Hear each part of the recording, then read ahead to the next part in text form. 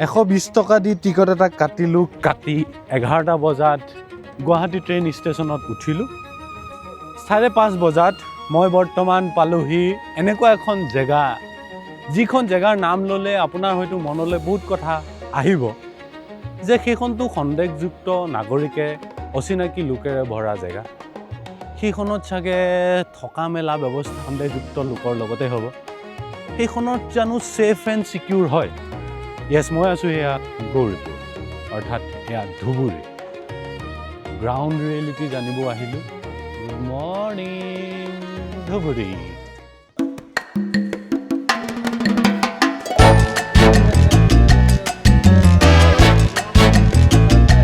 দাদা good morning আপোনালোক ইয়াৰ নে ধুবুৰীৰে নে আপোনালোক নহয় বৰ বিহাৰছে এতিয়া গৌৰীপুৰত এতিয়া চাব পৰা কি বস্তু আছে মৰ্ণিং কিবা ঘাট কিবা পাৰ্ক এনেকুৱা কিবা আছে নেকি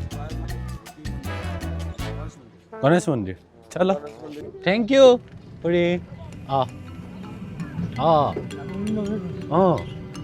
আপুনি ক'ত ঘৰ আপোনাৰ ঘৰ ইয়াত গৌৰীপুৰ গৌৰীপুৰ মিউনিচিপাল বৰ্ড আচ্ছা গৌৰীপুৰ কলেজ যায় ইফালে এইটোৱে কলেজটো প্ৰমথেশ বৰুৱা কোন আছিলে প্ৰতিমা পাণ্ডে কোনোবা হয় আমাৰ মৰিগাঁৱতকৈ ফিল্ডটো বেলেগ পাইছোঁ গৌৰীপুৰ মই আহোঁতে গৌৰীপুৰ ৰাস্তা ঘাট এনেকুৱাই ন ৱাও দিয়ক থেংক ইউ জয় বাবা গণেশ এয়া গৌৰীপুৰ এয়া ধুবুৰী আৰু বৰ্তমান আমি পুৱাই পদাৰ্পণ কৰিছোঁ গণেশ আখাৰা ওম শ্ৰী গণেশায়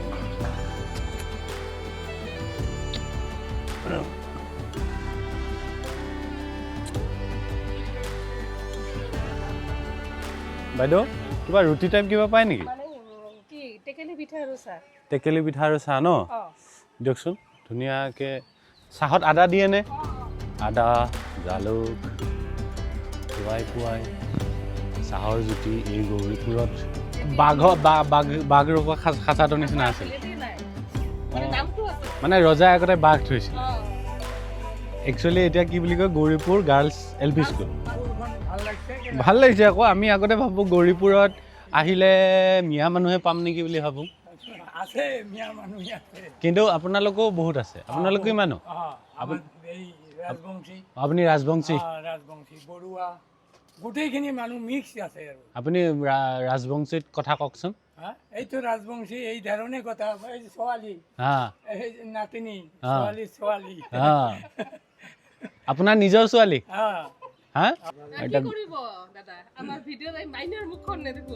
মাইনা মুখখন কাটি দিম মাইনা মুখত মেকুৰী দি দিম গম পাইছোঁ মাইনাই যি ধৰণে ঘূৰি আছে মই গম পাইছোঁ আহি আমি বেলেগ এটা ভাইবছ পাইছোঁ ন যেনেকৈ কোৱা হৈছিলে যেনেকৈ কৈ থকা যায় ধুবুৰী অচিনাকি লোকৰ জেগা সন্দেহযুক্ত নাগৰিকৰ জেগা ক'তা মৰিগাঁৱতকৈ দেখোন বেলেগ এটা ৰূপ ইয়াৰ ডেভেলপমেণ্ট ৰাস্তা ঘাট চাওক পুৰণা দিনৰ মাৰোৱাৰী মানুহৰ এয়া বিল্ডিং ঘৰ এফালে দেখিছে আৰু এইফালে দেখিলে গম পাব এয়া যে গুৱাহাটী ক'ৰবাত গলিত আছোঁ এইফালে আৰু এইফালে দেখুৱাই দিয়া আৰু আমি এতিয়া যাম এইফালে ধুবুৰী পাৰিমনে ধুবুৰী এইফালেহে যায় এইফালে ক'ত যায় বিলাচীপাৰা থেংক ইউ ধুবুৰী জেগা আছে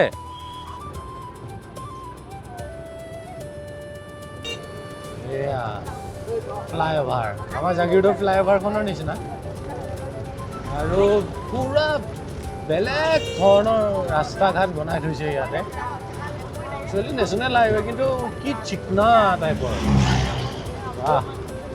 মানে ডেভেলপমেণ্টৰ ক্ষেত্ৰত ধুবুৰীত মানে ক'লে যিটো ফিল হয় নেৰেটিভ যিটো আছে সেইটো কিন্তু ফাৰ্ষ্টতে পোৱা নাই এতিয়ালৈকে পিছলৈ যদি পাওঁ নাজানো ইমান চিম্পুলকৈ ভাবিছা তুমি GST ভৱন আছে আমাৰ জেগাততো এইবিলাক শব্দ শুনিয়ে পোৱা নাই টাউনত আৰু পিছফালৰ ছবিখন হৈছে বৰ্তমান ধুবুৰীৰ উন্নয়ন প্ৰগতিৰ স্বৰূপ, এটা ক্লক টাৱাৰ।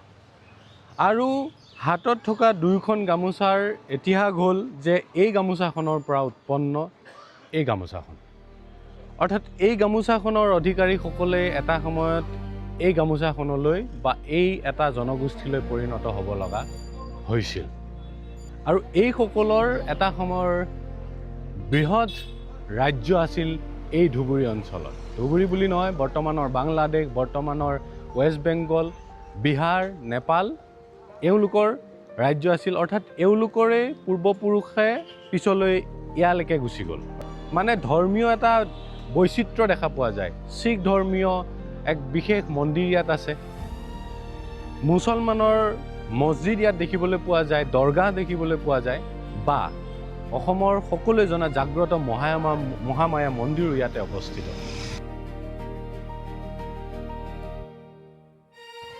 ধুবুৰী নামৰ ইতিবৃত্ত ক'বলৈ হ'লে মই এইখিনি ঠাইত বহি মোৰ পিছফালে থকা শিলটো দেখুৱাব লাগিব যে তাতে নেতাই ধুবুনীৰ ভৰিৰ চিন আছে। নেতাই ধুবুনী সেইগৰাকী যিগৰাকীয়ে ইয়াতে কাপোৰ ধুই থাকোঁতে বণিক চান্দ সদাগৰৰ পুত্ৰ লক্ষীন্দৰ আৰু বেউলাৰ যিটো কাহিনী, ভোৰখন ইয়াতে লাগিছিল, সেই ভেলাখন যেনেকৈ উটুৱাই দিয়াৰ পিছত এইটোৱে আছিল সেই ঘাট। অৰ্থাৎ সেই বিশেষ কাহিনীটো নক'লেও নিশ্চয় বুজি পাব। নেতাই ধুবুনীৰ নামটোৰ পৰাই ধুবুৰী নামটোৰ উৎপন্ন হ'ল। ইয়াৰ যে খোজ এটা আছিল বুলি কৈছিল, ক'ত আছে? এইটো পাথৰত, এইটো ওলাইছিল নহয়। কোনটো? এইটো পাথৰত, বেক ফালে এইটো পাথৰত চাইছে না। অ, ইয়াতে আছে। খোজটো কাৰ? ধুবুনী নে হেৰিয়াৰ? ধুবুনী বুলি কয়। এই ধুবুনী এই যে ষ্টেচুটো ধুবুনী। এইফালে যিটো বহি আছে বেহুলা লক্ষীন্দৰ। ধুবুনী মানে ধপা, কাপোৰ ধোৱা। ছোৱালী মানুহক ধুবুনী কয় আৰু ডেকা ল'ৰাক কয় ধুবা আৰু ধুবুনী। যেনেকে ধুবুনীৰ পৰা ধুবুৰী নাম, বৰুৱানী। এইটো এতিয়াতো ধুবুৰী বুলি ক'লে বা ধুবুৰীৰ কথা ওলালে মিয়াৰ জেগা ওলালে। তুমি যেতিয়া নিজেও পৰিচয় দিছা, কিবা পাইছা নেকি নে নাই পোৱা? ডেফিনেটলি পাইছোঁ। যেতিয়া মই বাহিৰত যেতিয়া পঢ়িছিলোঁ, গুৱাহাটীতে হওক বা সেইফালে যেতিয়া পঢ়িছিলোঁ, তেতিয়া ডেফিনেটলি এনেকুৱা বহুত কুৱেশ্যনৰ মই ফেচ কৰিছোঁ। নকৰা নহয়। যেনেকুৱা মোক কৈছে ডাইৰেক্টলি, তুমিতো বাংলাদেশৰ পৰাই অহা, ডাইৰেক্টলি মুখতে কৈছিলে। আচলতে ধুবুৰীখনৰ চাৰিওটা দিশত তিনিটা দিশে ব্ৰহ্মপুত্ৰই আগুৰি আছে। যে ধুবুৰীখনক যেতিয়া আমি এইটো দিশত দেখুৱাই পেলাই বাংলাদেশৰ পৰা আহি আছে বুলি কোৱা যায়, তেতিয়া গোটেই অসম আৰু ভাৰতবৰ্ষখনেই বদনামী হয়। কাৰণ এইফালে এইটো দিশত বাংলাদেশ নাই, মানে ব্ৰহ্মপুত্ৰই পাৰ হওক নাইবা এইখন হ'ল গদাধৰ নৈ। তো ইয়াৰ পোনে পোনে মোৰ হাতত যিটো দিশ দেখুৱাওঁ, ইয়াৰ এইফালে গোৱালপাৰা নহ'লে বঙাইগাঁওহে পাব লাগিব। সেইসকলে দুখ পায় যেতিয়া কোৱা যাব যে সেইফালৰ পৰা বাংলাদেশৰ পৰা আহি আছে। যিবিলাক মানুহে ধুবুৰীৰ বিষয়ে জ্ঞাত নাজানে বা হিষ্টৰিকেল বস্তু নাজানে, সেইসকল ব্যক্তি আচলতে এইবিলাক বস্তুৰ কথা কয়। আৰু আমি দেখিবলৈ পাইছোঁ যে আপোনাৰ আপাৰ আছামৰ পৰা, উজনি অসমৰ পৰা বিভিন্ন ধৰণৰ চাকৰিৰ ক্ষেত্ৰত যেতিয়া আমাৰ ইয়ালৈ আহে, ইয়াৰ পৰা যাব নোখোজে। কাৰণটো হ'ল আমাৰ ধুবুৰী মানুহখন বা আৱেগিক মানুহ, আৰু ইয়াত যিবিলাক ঐতিহ্যমণ্ডিত বস্তুটো আছে, আপুনি ইতিমধ্যে দেখিবলৈ পাইছে ৰামৰায়পুৰ সত্ৰ, এই পৌৰাণিক দিনৰ সত্ৰ। গতিকে ইয়াক লৈ কিছুমান নজনা বা জ্ঞান নথকা মানুহে তেনেকুৱা ক'ব পাৰে। এই ধুবুৰীৰ বিশেষ শিল্প, এটা থলুৱা শিল্প টেৰাকটা, যি বিশ্বব্যাপী বিৰাজমান। আৰু ইয়াৰ এই মলবিলাকৰ বা সম্পদবিলাকৰ নাম আছে, কৃতিত্ব আছে। এতিয়া তেওঁ অসম চৰকাৰে দিছিলে তেওঁক এই সন্মান। ধীৰেন্দ্ৰনাথ পাল 2024 অসম গৌৰৱ বঁটা পাইছে এই ধুবুৰীৰ বিশেষ শিল্প। এইটোতে GI টেগটো পাইছিলে, এইটো ফেচ কাটিংটোৰ কাৰণে। মানে কি ইয়াৰ বিশেষত্ব কি? এইটো ইণ্ডাছ ভেলী চিভিলাইজেশ্যনৰ সিমিলাৰ ডলটো যে আছে সেইটো, আৰু এইটো আমাৰ একদম পৰম্পৰাগত চলি আছে। ভাটি এইফালৰ পৰা জুই সোমোৱাই কাঠ ভৰাই নে? এইবোৰ কাঠ দিয়ে নে ভিতৰত? কাঠ দিব নে কয়লা দিয়ে? এই খৰিবিলাক তাৰ সোমাই দিম।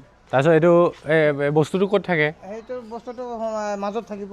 কোনটো মাজত থাকে? ওপৰত থাকে? সিহঁতৰ ওপৰত থাকিব। সজোৱাই লোৱা হ'ব। তাৰপিছত এই মাটিৰ বস্তু দি ঢাকি দি, এই আমাৰ যিটো খেৰ বুলি কয়, পোৱাল বুলি কয়, সেই পোৱাল দি ঢাকি পেলাই মাটি দি লেপি দিব লাগিব। লেপি দিয়াৰ পিছত সেই আমাৰ জুই জ্বলাব অঁ খৰি দি জুই জ্বলাই দিলে এদিন ভালকৈ পুৰিলে সেইটো হৈ যাব।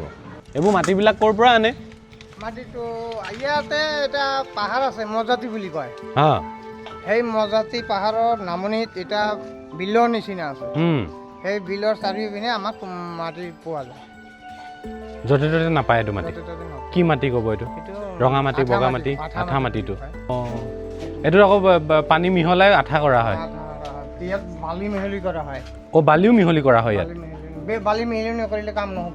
কিন্তু আমি ধুবুৰীক জানো যে মিয়া বাংলাদেশ বা ধুবুৰী জিলাখনত যে এখন গাঁৱৰ এটা শিল্পকৰ্মই যে GI টেগ পাইছে বা ইয়াৰ প্ৰত্যেকগৰাকী লোকে ঘৰতেই এনেকৈ যে প্ৰস্তুত কৰে সেই কথাটো কিন্তু আমি নাজানো। আৰু এইবাৰ যিটো 26 জানুৱাৰী কাম কৰিলোঁ এইটো আছিলে ফ্ৰণ্টত 26 জানুৱাৰী যিটো মানে আছিলে আৰু আছিলে তাৰ ওপৰত দুৰ্গা এটা প্ৰতিমূৰ্তি কৰা হৈছিলে। ইয়াত সজাই দিয়া হৈছিলে দুৰ্গাৰ গোটেই বস্তুখিনি ইয়াতে সজাই দিয়া হৈছিলে। পংখীৰাজ নাও, এইটো পংখীৰাজ নাও। এইটো কিমান বছৰ মানৰ শিল্প? আমি একচুৱেলি মই যিটো ফেমিলিৰ পৰা বিলং কৰোঁ এইটো হৈছে আমাৰ পটাৰ ফেমিলি। আমাৰ পাল ডাইনেষ্টি যেতিয়া আছিলে, পাল ডাইনেষ্টি, পাল বংশ যেতিয়া ইয়াত শাসন কৰিছিল, ডাইনেষ্টিৰ পৰা আমাৰ বিলং কৰা হয়। আৰু দ্বিতীয়টো কথা হৈছে আমি জনামতে মানে মৌখিক বুৰঞ্জী হিচাপত পোৱা যায় যে আমাৰ শ্ৰীমন্ত শংকৰদেৱ গুৰুজনা যেতিয়া ইয়ালৈ আহিছিলে ছত্ৰচাললৈ অহাৰ পাছত তেখেতৰ ইয়াতে যি ব্ৰহ্মপুত্ৰ পাৰ হৈ আহাতে যি মৃদংগ ইত্যাদি যিমানখিনি আছিলে নষ্ট হৈ যোৱাৰ পাছত ইয়াতে আহি যে বনাইছিলে মৃদংগৰ আৰ্মেচাৰটো, সেই বস্তুটো আমাৰ গাঁওখনত পৰা নিজে আহি আৰ্মেচাৰ ষ্ট্ৰাকচাৰটো তেখেতে মটিভেট কৰি মানে দেখাই দি কোনটো এই ষ্ট্ৰাকচাৰটোৰ কথা কৈছে আপুনি? তেনেহ'লে টেৰাকোটাটো বেলেগতো আছে? অল অভাৰ গ্লোবতে আছে। অসমত কেৱল ধুবুৰীত আছে আৰু ধুবুৰীৰ পেটাৰ্ণটো হাতীমা। এই ওপৰৰ তেওঁ ষ্ট্ৰাকচাৰটো শংকৰদেৱে ইয়াৰ পৰা। তাৰ পাছত ইয়াতে আমাৰ মালাকাৰ আছে, তাহাঁতৰ কুহিলা শিল্পৰ লগত জড়িত আছে, আমি কুমাৰ সম্প্ৰদায়ৰ মাটি শিল্পৰ লগত জড়িত আছো। এয়া কোচ ৰাজবংশীয় লোকসকলৰ চণ্ডী নৃত্যৰ সময়ত ব্যৱহাৰ কৰা এয়া মুখা শিল্প, যাৰ নাম কুহিলা শিল্প। আৰু চণ্ডী নৃত্যতে এই কুহিলা শিল্পৰ যিবিলাক আছে সেইবোৰ মুখাবিলাক ব্যৱহাৰ কৰা হয়। ঠিক যেনেকৈ আমি গুৰুজনাৰ ভাওনাৰ ক্ষেত্ৰত সত্ৰৰ যেতিয়া লোকসকলে, মাজুলী সত্ৰৰ লোকসকলে ভাওনা প্ৰদৰ্শন কৰে তেতিয়া মুখা শিল্পৰ যিবিলাক সমল আছে সেইবোৰ ব্যৱহাৰ কৰি নৃত্য প্ৰদৰ্শন কৰে বা ভাওনাৰ কৰে, ভাও লয়। এইটো কুহিলা শিল্প কয়। এইটো নদী বা বিলৰ ফালে পোৱা যায় ন, হয়নে? এইটো আপোনালোকৰ ভাষাত চোলা কয় আৰু কুহিলা। আপুনি ৰাজবংশী মানে? কি নাম? কৰেণ মালাকাৰ। আচ্ছা, মালাকাৰ কিন্তু বেংগলীও লিখে ন? বেংগলীও লিখে, অসমীয়াও লিখে। আচ্ছা, এই কথাটোৱে কালি আমি আলোচনা কৰিছিলোঁ যে চাৰনেমক লৈও ধুবুৰীৰ লোকসকলে ভোগে, যেনেকৈ মালাকাৰ, যেনেকৈ ৰায়। আপুনি গোটেই কথাখিনি কোচ ৰাজবংশীত ক'ব পাৰিব? তো আপুনি সেনেকৈ ক'ব। মোৰ প্ৰশ্নটো এইটো যে যেতিয়া ধুবুৰীক লৈ কয় বা আপুনি নাগৰিক হিচাপে আৰু এখন জেগাৰ বদনাম থাকিলে বহুত প্ৰেছাৰ পোৱা যায়, কেতিয়াবা ক'ৰবাত গ'ল ধুবুৰী বুলি কোৱাৰ লগে লগে। প্রথম কথা আমার ভাষাত আমরা কবার গেলে যে আমরা যে এই জায়গাটাত আছি, আজকের ডেটত যে আমরা এই জায়গাটাত আছি, এই জায়গাটাত থাকাটা খালি আমার জন্য খালি বাঁচি থাকা নয়, সার্ভাইভ করবে লাগছি। আসামের সাথে সার্ভাইভিং একটা আমার কি হয়ে গেছে যে আমরা এটি সার্ভাইভ করা লাগা হব লাগছে, নাম নিয়ে আমার পরিচয় নিয়ে। মানে ধুবুৰীত জন্ম হোৱাৰ কাৰণে সাৰ্ভাইভো কৰিব লগা হৈছে। এটি থেকে বাংলাদেশ বৰ্ডাৰ আমাৰ 8-10 কিলোমিটাৰ মানে ফাঁকত, তাৰপিছত বেঙ্গল বর্ডার আসাম শেষ হয়ে গেছে একটা জায়গা, ইন্ডিয়া শেষ হয়ে গেছে একটা জায়গা। এই জায়গাটা কত সুন্দর হওয়া লাগে বা কি হওয়া লাগে, এই বস্তুটা অ্যাকচুয়ালি প্রত্যেকটা কিশোর থাকিয়ে যে মানে দাঙি ধরাটা যেটা হয়েছে আর কি, দাঙি ধরাটা খুব ভুলভাবে দাঙি ধরা হয়েছে। এটি বোধহয় খালি বাংলাদেশই আছে, এই জন্য সার্ভাইভ করা হওয়া লাগছে, মানে নামের জন্য সার্ভাইভ করা হওয়া লাগছে। ওকে। আৰু কোচ ৰাজবংশী বা আপোনালোকৰ দেশী মুছলমানৰ এনেকুৱা কি বেংগলী লোকৰ লগত চাৰনেমটো মিলে? কি চাৰনেম আছে? যেনে চৰকাৰ, ৰয় না? ৰয়টো কোচ ৰাজবংশীৰ ৰায় লিখে। মণ্ডল এটা আছে, মণ্ডল আমাৰ ইয়াৰ মণ্ডল যিখিনি লিখে সেইবোৰ মানুহ কোচ ৰাজবংশী মানুহ। তো এইবোৰ শুনাৰ লগে লগে ভবা যায় তেওঁলোক বেংগলীহে নেকি? এতিয়া মই নিজে কৈছোঁ বেংগলী বেলেগ অঁ আৰু আমি অসমৰ বেলেগ।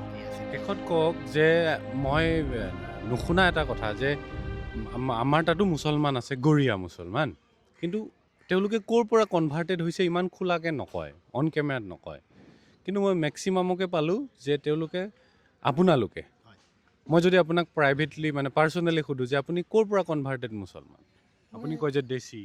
মই ডাইৰেক্টলি ক'ম যে আমালোকে আমাৰ পূৰ্বপুৰুষে আজিৰ দিনত ডেটত মই ক'ব নোৱাৰিম মানে কেতিয়া হৈছিল বা কোনে হৈছিল, কিন্তু আমাৰ যিটো ঘৰুৱা খাদ্য, আচাৰ ব্যৱহাৰ, ঘৰৰ কাম কাজ কমপ্লিটলি কোচ ৰাজবংশীৰ লগত মিলি থাকে। খালি ধৰ্মটো বেলেগ, উপাসনা বেলেগ, সিহঁতে পূজা পাৰ্বণ কৰে, আমি নামাজ পঢ়োঁ বাছ। আৰু মই যিমান ঘূৰিলোঁ এই 4টা দিনত, এই ধুবুৰীৰ ৰাস্তা ঘাট বহুত বেছি ভাল। এই ব্ৰিজখন মেঘালয়ত আৰম্ভ হৈছে, কানেক্ট কৰিব ৱেষ্ট বেংগলত আৰু টাচ কৰিব ধুবুৰী। ফুলবাৰীৰ পৰা যিটো ৱেষ্ট বেংগল কানেক্টেড, শ্ৰীৰামপুৰ গেটৰ বা ছাগলীয়াৰ দি গৈ পেলাই ৱেষ্ট বেংগল সোমাব পৰা, মুঠতে এনেকুৱা ধৰণৰ ডেভেলপমেণ্ট ধুবুৰীত হৈছে।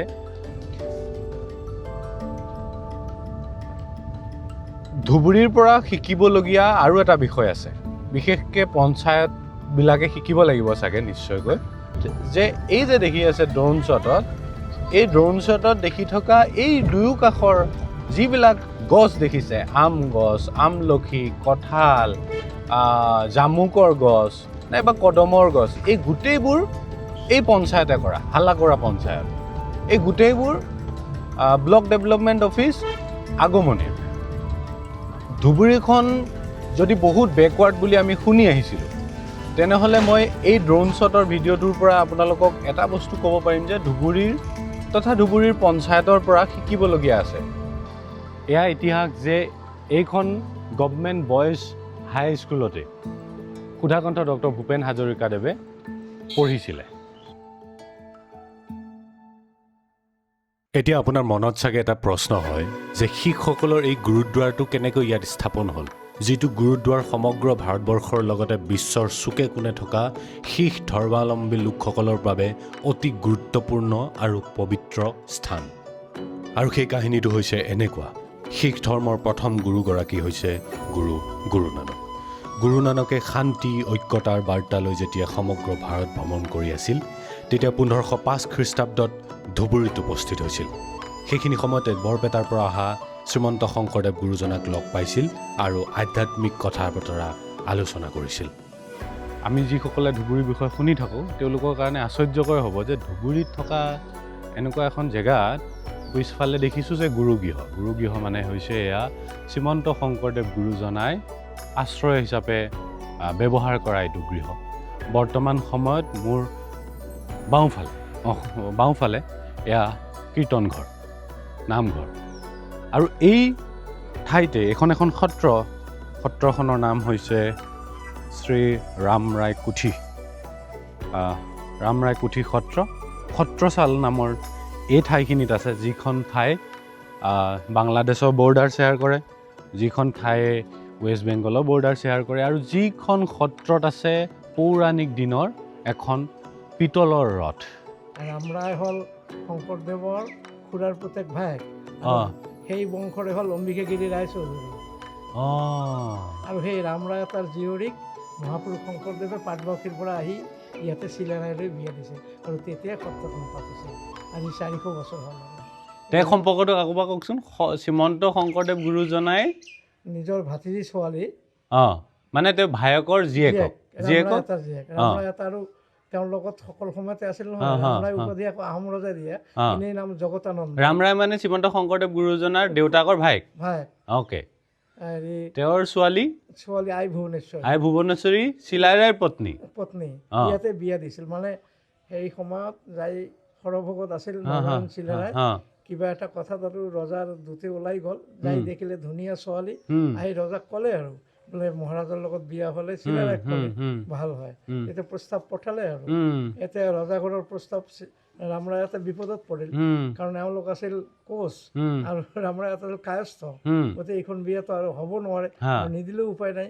গতিকে গুৰুজনৰ ওচৰত চাপিল। গুৰুজনে ক'লে নহয়, তুমি তৎক্ষণাত সন্মতি দিয়ে কাৰণ ৰজাঘৰৰ তেওঁৰে ৰাজ্য আছিল আপ টু গুৱাহাটীলৈ পাণ্ডুলৈ ৰাজ্য আছিল তুমি সন্মতি দিয়া একো হেৰি নকৰিবা পাছত সেই সন্মতি লৈ তেওঁ সন্মতি দিলে আৰু গুৰুজনে আহিলে হেৰিয়াৰ ভকত কাৰণ লৈ আৰু ছোৱালী লৈ হেৰি লৈ তেওঁ ভটিয়াই আহিল পশ্চিমলৈ তাৰপিছত চিলাৰায়ো কোচবিহাৰৰ পৰা আহিল আহি তেতিয়া নদী পথে মেইন আছিল কিন্তু নাৱত তাৰ বিয়া হ'ব নোৱাৰে গতিকে ইয়াৰ এতিয়া বাংলাদেশত পৰিছে 3 কিলোমিটাৰমান দক্ষিণত সোণকোষ নৈখন আছে কি নাম সোণকোষ এতিয়া সোণকোষ বুলিয়ে জানে নে ব্ৰহ্মপুত্ৰ হ'ল তাত দুধ কুমাৰ বুলি কয় আমাৰ অসমত সোণকোষ বুলিয়ে তাত দুধ কুমাৰ নাম হ'ল তাৰপিছত আহি মাটি বিচাৰি ইয়াতে পালে তেতিয়া জনশূন্য আছিল আৰু ইয়াতে ছাউনি পাতিলে গুৰুজনে নামঘৰ পাতিলে স্থাপনা কৰিলে নাম প্ৰসংগ হ'ল বিয়া দিলে মহাসমাৰোহে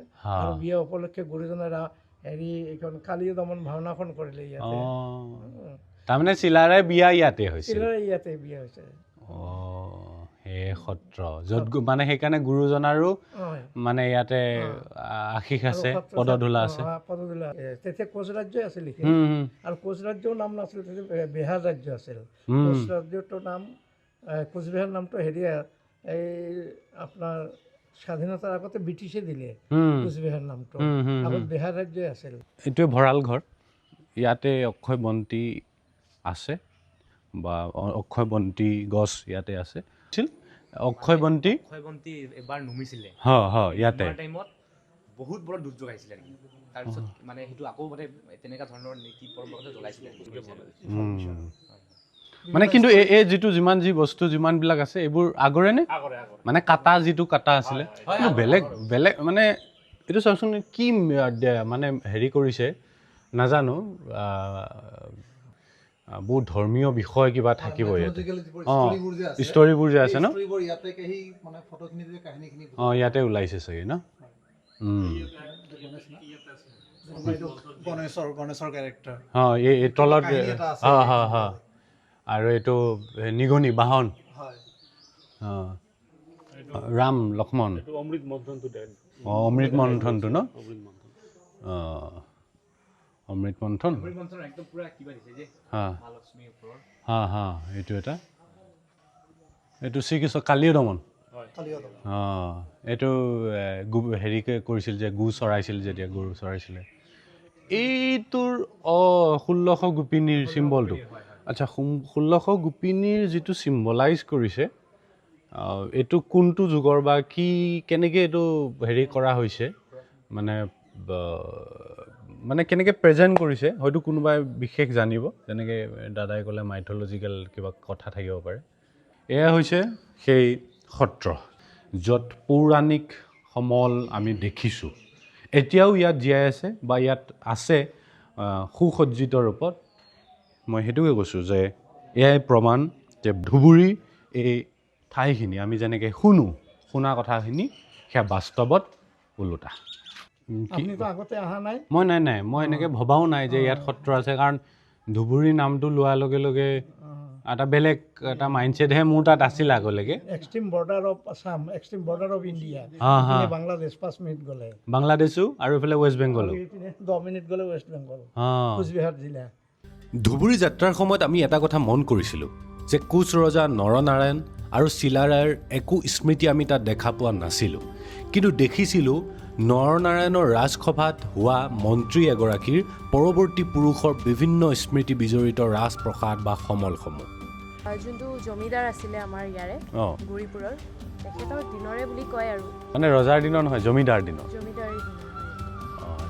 গুৰিপুৰৰ ৰজা বুলিয়ে কৈছিলে একচুৱেলি জমিদাৰ আছিলে সিহঁতি এই অট্টালিকাটো আপোনালোকে বাৰু চিনি পাইছেনে এইটো হৈছে গোৱালপৰীয়া লোকগীতৰ সম্ৰাজ্ঞী প্ৰতিমা বৰুৱা পাণ্ডেৰ অট্টালিকা যাৰ পূৰ্বপুৰুষ আছিল কোচ ৰজা নৰনাৰায়ণৰ ৰাজসভাৰ এগৰাকী মন্ত্ৰী এগৰাকী বিশেষ ব্যক্তিক লগ পাইছোঁ এতিয়া নাম প্ৰবীৰ কুমাৰ বৰুৱা তেওঁ হৈছে গৌৰীপুৰ ৰাজ পৰিয়ালৰ সদস্য আৰু এইটো ক'লেও চাগে বেছি সুবিধা হ'ব যে গোৱালপৰীয়া লোকগীতৰ সম্ৰাজ্ঞী যাক আমি জানো প্ৰতিমা বৰুৱা পাণ্ডে ভাইটি হয় আমি যি হাৱা মহল দেখুৱালোঁ যিটো এতিয়া ৰিন'ভেশ্যনত আছে এটা সময়ত তাতে আপোনালোকে আছিল আপুনি আছিলে ইমান ধুনীয়া জেগাখিনি, লগতে গদাধৰ নয় ন? হয় হয় কাষত বৈ যোৱা গদাধৰ নয়। হাৱা খাইছিল নে আপুনি? তাতে হাৱা খানাৰ নামেই সেইটো। তাতে বহুত মুকলি আছিলে আৰু নেচাৰেল চিনিক বিউটি খুব ভাল। গদাধৰ যেতিয়া মানে বেলেগ বেলেগ ছিজনত বেলেগ বেলেগ ৰূপ হৈ যায়। বাৰিষাৰ এটা গদাধৰ বাৰিষাৰ সময়ত পূৰা পানী চাৰি পিনে নাৱৰীয়াবিলাক গৈ থাকে, সেই গীতবোৰ গাই গাই আমাৰ। আৰু জোনাক ৰাতি, তাত পৰিৱেশটো বেলেগ ধৰণৰ আৰু এতিয়া য'ত আছে ইয়াতকৈ তাত বেছি ভাল আছিল। বহুত বহুত ভাল আছিলে তাতে। মিছ কৰেনে? বহুত মিছ কৰোঁ। আৰু ৰাতিপুৱা এই এণ্ড অফ নৱেম্বৰ কাঞ্চনজংঘা ইয়াৰ পৰা দেখা পাইছিলোঁ আমি। কি কয়? যিটো হাৱা মহলত পিছফালে এটা বেলকনি আছে, বেলকনিৰ পৰা ৱেডাৰ ভাল থাকিলে বা বৰষুণ অলপ এজাক দিলে আৰু একদম স্পষ্টকৈ সেই কাঞ্চনজংঘা দেখা যায়।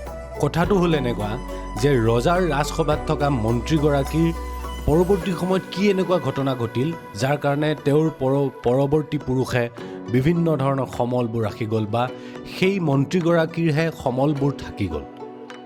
সেই মন্ত্ৰীগৰাকীৰ নামটো এতিয়া উল্লেখ কৰি থওঁ। তেওঁ হৈছে কবীন্দ্ৰ পাত্ৰ।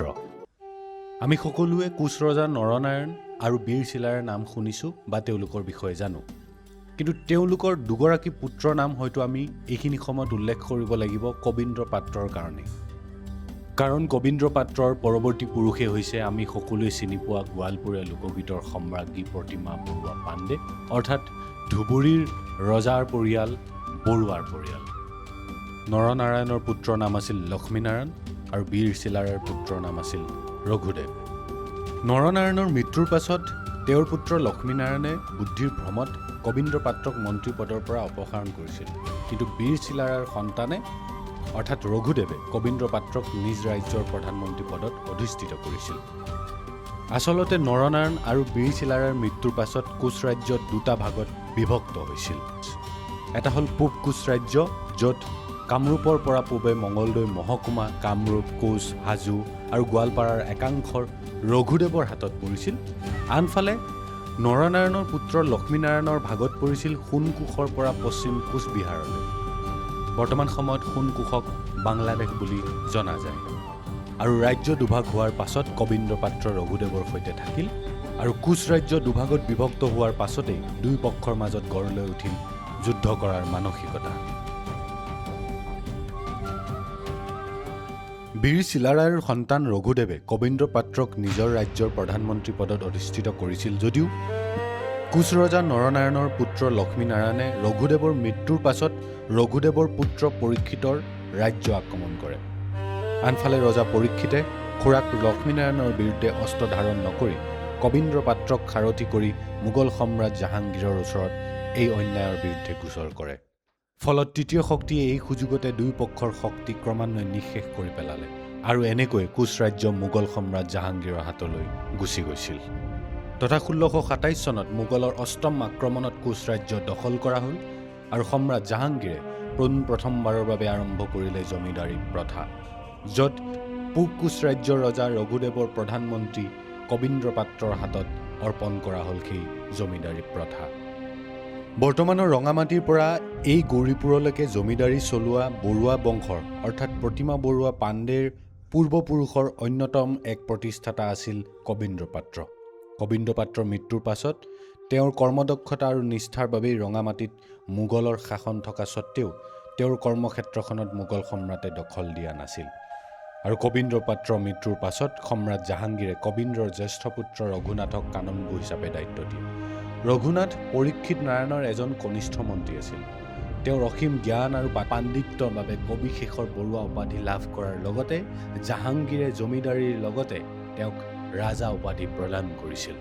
আৰু এনেকৈ আজি আমি সকলোৱে চিনি পোৱা গোৱালপৰীয়া লোকগীতৰ সম্ৰাজ্ঞী প্ৰতিমা বৰুৱা পাণ্ডে বা এই গৌৰীপুৰ চহৰৰ বৰুৱা তথা ৰজা বংশৰ কাহিনী আমি গম পাইছিলোঁ। তাই বৰ ধুনীয়া গানো গায়।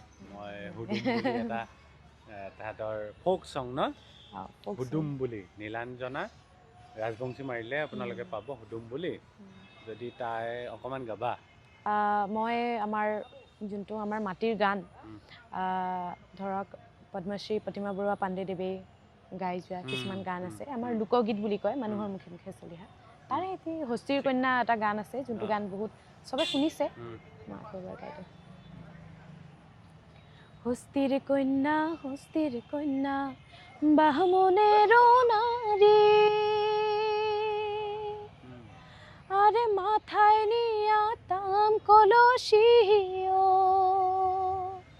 সখী হাতে সোনার ঝাড়ি সখিও ও মোর হায় হস্তির কন্যা রে খানিক দয়া নাই মাহু তোকে লাগিয়া রে ও মোর হায় হস্তির কন্যা রে খানিক দয়া নাই মাহু তোকে লাগিয়া রে এতিয়া আহিলোঁ মহামায়া মন্দিৰ বগৰীবাৰীৰ এইটো বহুত জাগ্ৰত আৰু কোৱা হয় যে যেতিয়া শিৱই পাৰ্বতীক কান্ধত তুলি লৈ ঘূৰি আছিল তেতিয়া পাৰ্বতীৰ যিটো মূৰৰ অংশটো ইয়াতে পৰিছিল আৰু ইয়াৰ পূজা কৰা সেই অংশটো তেনেকুৱাই মানে শরণাগত বিনাশ দরিদ্র নবরণে সর্বসারথি হরে দেবী নারায়ণী নমস্তুতে মা মহামায় ভক্তর মনোর অভীষ্ট সিদ্ধি করে সুমঙ্গল করে বহুকাল রক্ষা করব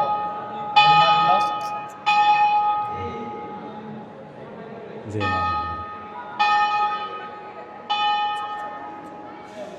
বিবাহো হয় নেকি এইফালে ইয়াত এটা বিবাহো চলি আছে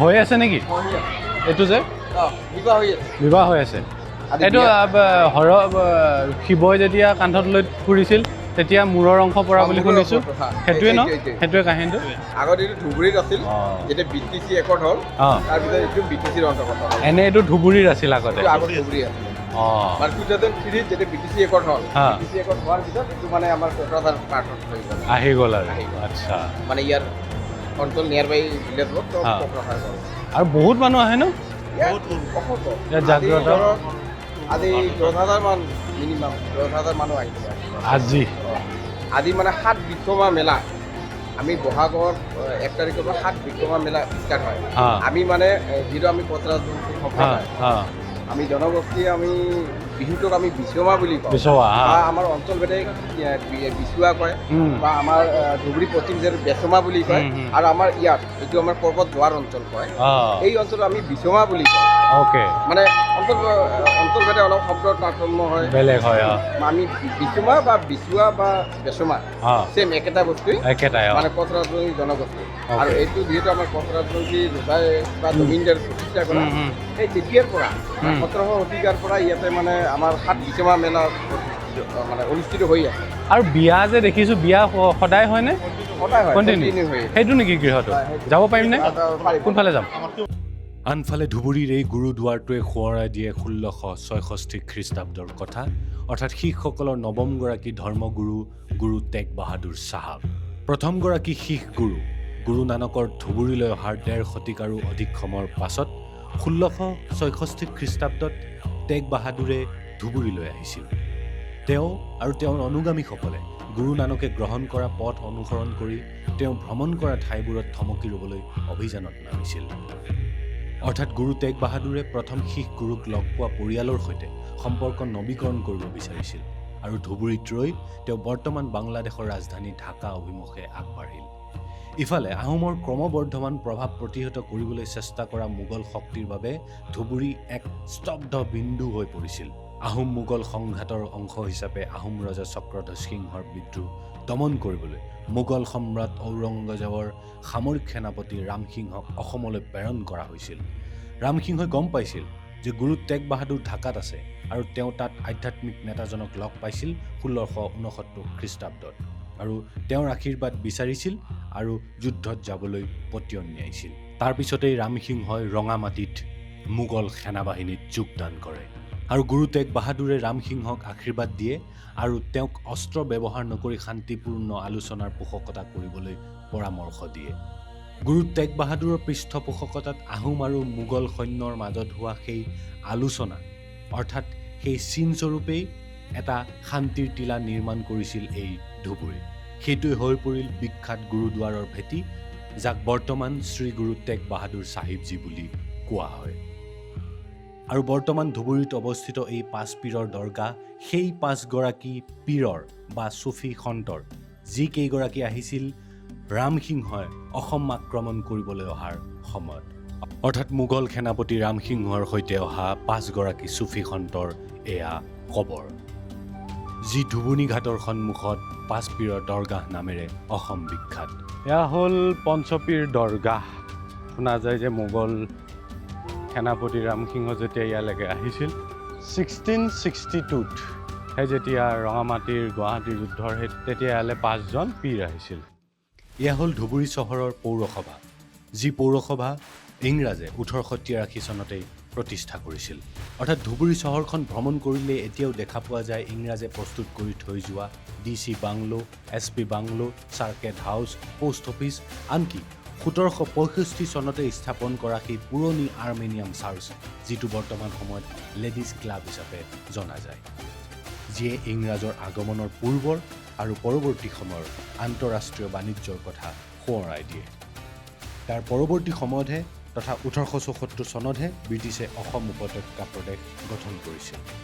আচলতে 1874 চনত ব্ৰিটিছে অসম উপত্যকা প্ৰদেশ গঠন কৰাৰ পিছত 1879 চনত জিলাৰ সদৰ কাৰ্যালয় গোৱালপাৰাৰ পৰা ধুবুৰীলৈ স্থানান্তৰ কৰে। কাৰণ ব্ৰিটিছ শাসনকালত ধুবুৰী কেৱল এখন চহৰেই নাছিল, ই আছিল সমগ্ৰ নামনি অসমৰ এক অন্যতম প্ৰশাসনিক আৰু বাণিজ্যিক কেন্দ্ৰবিন্দু। এই যে দেখিছে ব্ৰাহ্ম মন্দিৰ স্থাপন কৰা হৈছিল 1875 চনত, ইয়াৰ গুৰুত্ব আছে। এই ব্ৰাহ্ম মন্দিৰটোৰ সমাজখনৰ নাম আছিল ব্ৰাহ্ম সমাজ। মই যদি ক'ব যাওঁ ব্ৰাহ্ম সমাজৰ এথিক্স কি আছিলে, মৰেল কি আছিলে, বাল্য বিবাহৰ এগেইনষ্ট কৰিছিলে, সতীদাহ প্ৰথাৰ এগেইনষ্ট কৰিছিলে, বিধৱা বিবাহৰ সমৰ্থন জনাইছিলে। সেইখিনি সময়ৰ এইকেইটা বহুত ডাঙৰ ইছ্যু আছিলে। মই জনাত ৰবীন্দ্ৰনাথ টেগৰো তেওঁ এই ব্ৰাহ্ম সমাজৰ যিটো এথিক্স মৰেলটোৰ ওপৰত তেওঁ অকণমান ইনফ্লুৱেঞ্চড আছিলে। ৰাজা ৰামমোহন ৰায়ে প্ৰতিষ্ঠা কৰা ব্ৰাহ্ম সমাজ আছিলে। এতিয়াও দেখিছোঁ 1990ৰ এখন ৰাজা ৰামমোহন নাৰ্চাৰী স্কুল হিচাপে প্ৰতিষ্ঠা কৰা। ছেকেণ্ড কথা, আমাৰ পৰা পিছফালে এটা বিল্ডিং আছে, যিটো ব্ৰিটিছৰ নহয়, কিন্তু 1 বছৰমানৰ আগতে এইটো বিল্ডিং হ'ল, যিটো এটা সময়ত ভূত বাংলা বুলি কোৱা হৈছিলে। পিছফালে ভূত বাংলা বুলি কোৱা হৈছিলে। ইয়াত এটা ভাৰতৰ ইতিহাসত এডমিনিষ্ট্ৰেশ্যনৰ বিশেষ এটা কাহিনী আছে ইয়াতে, যে এগৰাকী ডিষ্ট্ৰিক্ট জাজে নিজৰ 3গৰাকী জীয়েক আৰু এগৰাকী মানে নিজৰ পত্নীগৰাকীক তেওঁ হত্যা কৰি পেলাই পুতি থৈছিল ইয়াৰ তলতে।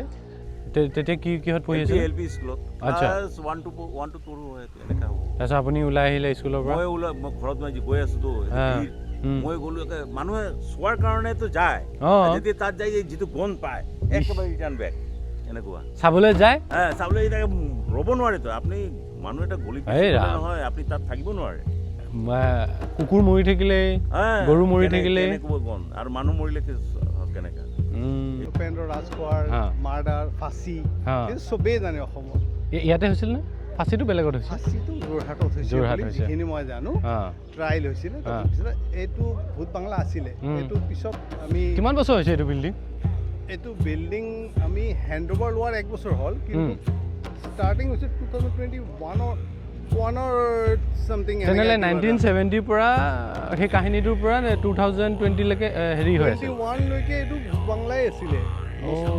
তাৰপিছত ভাঙি কেনে আমাৰ বহুত, আমাৰ ধুবুৰী ডিষ্ট্ৰিক্ট, আমাৰ বাৰৰ খুব গণ্য আমাৰ প্ৰেচিডেণ্ট, ছেক্ৰেটাৰী তেতিয়াৰ দিনৰ। ভূত চুত দেখিছিল নে? খুব ভূত চুত দেখা নাই, কিন্তু বহুত এক্সাম্পল আছে আমাৰ ইয়াৰ মানুহে যে ভূতৰ কিবা মানে ইমেজ নেদেখিলেও কিবা এফেক্ট পাইছে বুলি কৈছে। আমি গল্প সৰুতে শুনিছিলোঁ। আপুনিতো তেনেকুৱা পাৰ্চনেলি নাই? মই পাৰ্চনেলি এফেক্ট কৰা নাই, কিন্তু আমি সময়তে ভয় খাইছিলোঁ খুব। ভূত বাংলা থাকোঁতে আপুনি ইফালে আহোঁতে ভয় খোৱা নাছিল নে? তেতিয়াতো কোৰ্টটো আছিলে। কেতিয়াও সোমোৱা নাই। আমাৰ এইটো মানে যিটো কয় আৰু মানে ফৰবিডেন প্লেচ বুলি কয়, ফৰবিডেন প্লেচ বুলি। এতিয়া দাদাই অকণমান তেওঁৰ শৈশৱকালৰ কথা হ'ব। দাদাই ভূপেন হাজৰিকাদেৱে পঢ়া স্কুলখনতে পঢ়িছিল। মই ধুবুৰী উচ্চতৰ বয়জ হাই ছেকেণ্ডেৰী স্কুলত আমি ইয়াৰ পৰা পঢ়া, আৰু এইখন ধুবুৰী চহৰ তুমি বুলিয়ে কৈছোঁ, ক'ব পাৰে।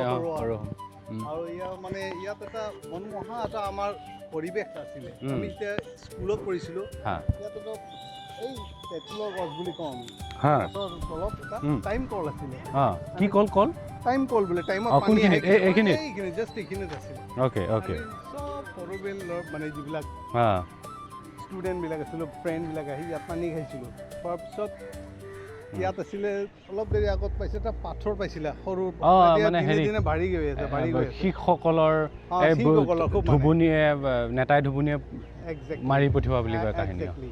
সেই পাথৰটো আমি নিজে চকুৰে তাত কি মাইথলজিকেল এফেক্ট আছে মই নাজানো কিন্তু আমি চকুৰে দেখা সেই পাথৰটো দিনক দিনে বাঢ়ি গৈ আছে বাঢ়ি গৈ আছে সৰু থাকোঁতে আপুনি কেনেকুৱা আছিলে পাথৰটো পাথৰটো সৰু আছিলে চাপৰ আছিল চাপৰ আহিছিলে আমি হাতেৰে চুব পৰা আমি কেতিয়াবা এনে চাইছিলোঁ তাত বা আপোনাৰ খেলিছিলোঁ। হাইটৰ আছিলে মোৰ হাইটতকৈও কম আছিলে তেতিয়া হা কিন্তু এতিয়া এইটোতো ওখ হৈ গ'ল বহুত এইটো বহুত ওখ হৈ গ'ল 10 ফুট ইয়াত কি চাইন মেকানিজিম আছে আমি নাজানো কিন্তু এইটো সত্য যে পাথৰটো ডাঙৰ হৈছে এইটো চাইণ্টিষ্টে ক'ব পাৰিব কিন্তু we do believe there is a mythology amongst the Sikhs সিহঁতে খুব মানে বিশ্বাস কৰে আৰু এটা শেষত এটা কুৱেশ্যন কৰোঁ যে ধুবুৰীক লৈ আমি বাহিৰত মই যি শুনি আছিলোঁ মই যেনেকুৱা পাৰচেপশ্যন আছিলে ধুবুৰীত অহাৰ লগে লগে বেলেগ হৈ গ'ল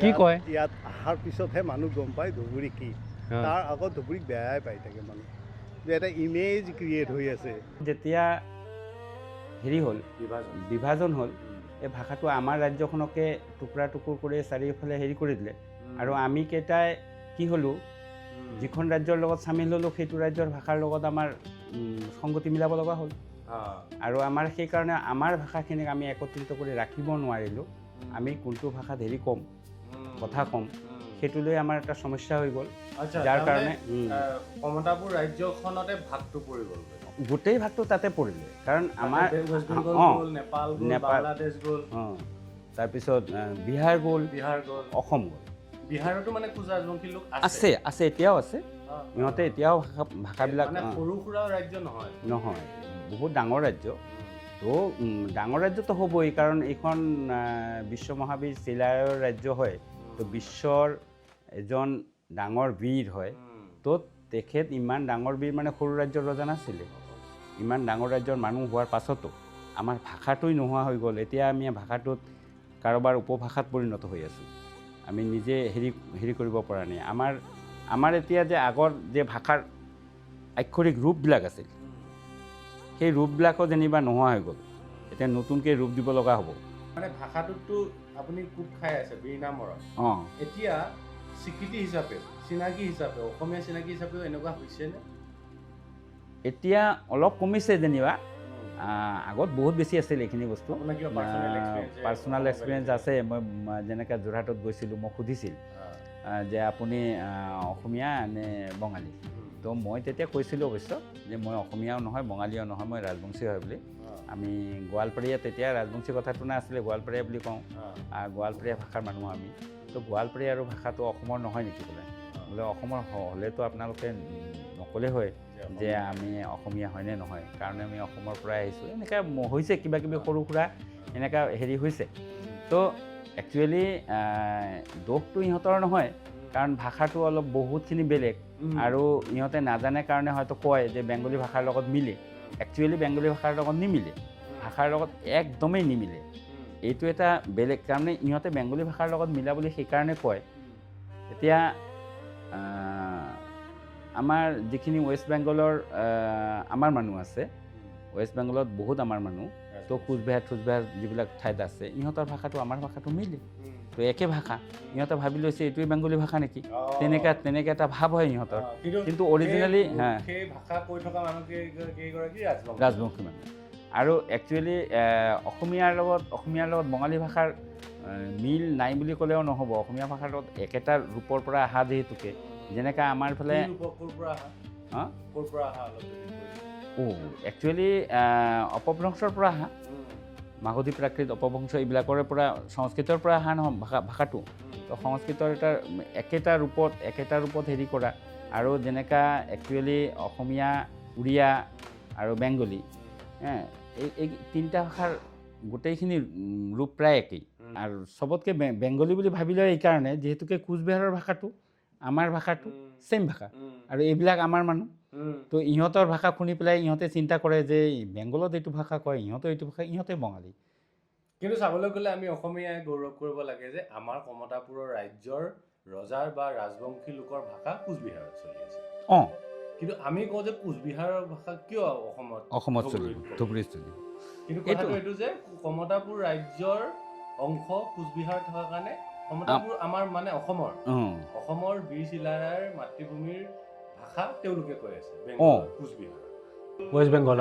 বেংগলত আৰু তাৰ বাংলাদেশ যেটা বৰ্ডাৰ ৰংপুৰ বাংলাদেশ হলো কালচাৰটা কিন্তু একে কৈছে বৰদেউতা তাকে কৈছে গুজৰাট বংশী যেটা মানুষ আছে পশ্চিমবঙ্গত যিমান হিন্দু আছে বাংলাদেশত তাৰে প্ৰায় 3 ভাগৰ 1 ভাগৰ নাকি আতকে বেছি মানে যেটো মানে হিন্দু মানুহ অনলি ৰংপুৰ ডিস্ট্ৰিক্টতে আছে আৰু এইখিনি হল গুজৰাট বংশী আৰু আমাৰ দেশী মানুহ এইটো এতিয়া পলিটিক্যালি বেলেগ হৈছে তাত এতিয়া দেশী মানুহ হৈ আছে নে কুচৰাজ বংশী হৈ আছে কুচৰাজ বংশী আছে দেশী মুছলমানো আছে বর্ডার মানে কি বর্ডার এইটো তো 47 সনে এটা artificial political border political border কিন্তু এইটো হল সাংস্কৃতিক ভাবে এটা এক ভূখণ্ড উত্তৰবংগ আপনাৰ এইটো বংগ বুলি হেড নহয় বিহাৰৰ অলপখিনি অংগ আছে তাৰ এফালে নেপালৰ অলপ সহায় আছে তাতো কুচৰাজ মই আপোনালোকক এটা বস্তু এড কৰোঁ যে যিখিনি কথা দেশী একচুৱেলি মই দেশী মুছলমান বুলি ইয়াত কয় আমাৰ ফালে গুৰিয়ামূৰীয়া বুলি কয়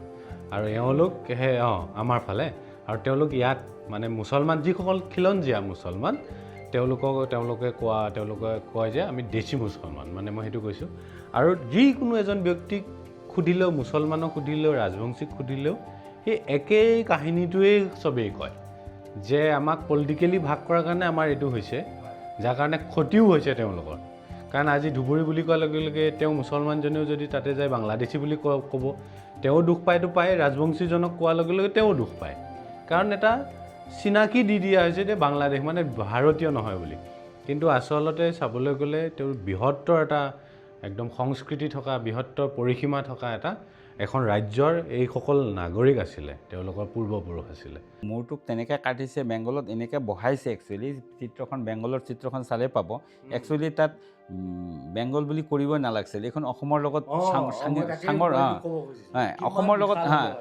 অসমৰ লগত হেৰি হ'ব লাগিছিল কাৰণ তাতে এই বস্তুটো হোৱাৰ কাৰণে অলপ হেৰি হৈছে অসম তাত মানচিত্ৰখন চাবচোন টেটুই দি আহি পেলাই একদম সৰু এটা চিকেন এগ যিটো বুলি কয় সেইটো এটা হেৰি হৈছে তাৰপিছত কোচবিহাৰখন আহিছে তো সেই চিকেন এগটো একচুৱেলি কাটি পেলাই যদি ইফালে দি দিয়ে অসমত দি দিয়ে তেতিয়াহ'লেতো আৰু বিশাল হ'লে হয় ভাল হ'লে হয় বস্তুখিনি আৰু চিকেন এগটো একচুৱেলি আমাৰ ৰংপুৰখন আমাৰে ঠাই যিহেতুকে বাংলাদেশৰ ৰংপুৰখন একচুৱেলি আমাৰ ৰাজবংশী মানুহে ভৰা ঠাই একচুৱেলি সেইখন ল'ব লাগিছিল তেতিয়া আৰু তেতিয়া ল'লে হয় যদি ল'লে হয় তেনেহ'লে আমাৰ চিকেন এগৰ এই প্ৰব্লেমটোও নাথাকিলে আহি থাকিলে আমাৰ এই ইমেজখিনি আমি ক'ব পাৰোঁ আমি ধুবুৰী যে অসমৰ এটা অবিচ্ছেদ্য অংগ সেইখিনিও আমাৰ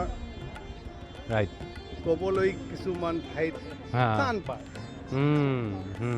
কিয় ক'বলৈ টান পায় মই বুজি নাপাওঁ ইয়াত ইমান পটেঞ্চিয়েল আছে কাৰণ ইংৰাজে ইয়াত কি আছে ইয়াৰ হিষ্ট্ৰী আছে ইয়াৰ লগত জড়িত আমাৰ কালচাৰ আছে আমাৰ কালচাৰটো ফ'কাছ কৰিব নোৱাৰা হৈছোঁ আমি কেতিয়াবা পটককৈ কৈ দিয়ে ইয়াত বিহু নহয় আমি বিহু সকলোৰে পৰা যিকোনো সৰু বাচ্চাক আমাক বিহু ডান্স কৰিবলৈ কৰি দিব এনেই কৰি দিব ধুবুৰীত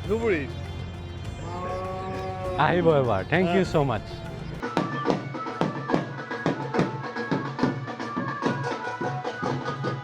এয়া হৈছে জ্বলন্ত উদাহৰণ যে ধুবুৰীত সমন্বয় আছে ধুবুৰীত ধৰ্মীয় বৈচিত্ৰ্য আছে যাৰ কাৰণে আপোনালোকে এইমাত্ৰ দেখিলে যে বেংগলী লোকসকলে নেতাই ধুবুৰীৰ ক্ষেত্ৰত বিবাহৰ কাৰণে পানী তোলা কাৰ্যসূচী সম্পন্ন কৰিবলৈ আহিছে তেওঁলোকে বহুত বহুত ধন্যবাদ ধুবুৰীয়ে যিসকল ৰাইজে আমাক সহযোগ কৰিলে আৰু আমি পুনৰ লগ পাম ধুবুৰীত আৰু যিসকল আমাৰ ধুবুৰীৰ নহয় অন্যান্য অসমৰ লোক আছে এবাৰ ধুবুৰীলৈ আহিব এই যে বৰ্তমান দেখি আছে আইলেণ্ড লগা ধুবুৰীখন এই যে বৰ্তমান দেখি আছে সেই ড্ৰোন শ্বটটো হয়তো আপুনি কেতিয়াও কল্পনাই কৰিব নোৱাৰিব যে এয়া ধুবুৰী হয় এয়া ধুবুৰীৰ দৃশ্য হয় এয়া যদি মই আইলেণ্ড বুলি লিখিও দিওঁ হয়তো এনেকৈ ক'ব যে এয়া সঁচাকৈ আইলেণ্ড কিন্তু এয়া আইলেণ্ড নহয় আমি সকলোৱে ভাবি থকা মিয়া বাংলাদেশীৰ জেগা ধুবুৰীৰ পৰিৱেশ ধুবুৰীৰ ছবি, যিখন ধুবুৰী উন্নতি হৈছে, প্ৰগতি কৰিছে, যিখন ধুবুৰীত অসমীয়া স্বাভিমানৰ বিহু বা হিন্দু ধৰ্মৰ পূজা, মুছলমানৰ মছজিদ, শিখসকলৰ গুৰুদ্বাৰ, সকলোবোৰ বৈচিত্ৰ্যময় পৰিৱেশ ইয়াতে বিৰাজ কৰি আছে। আহিম, লগ পাম, আপুনিও আহিব, আমি একেলগে আহিম। ধন্যবাদ।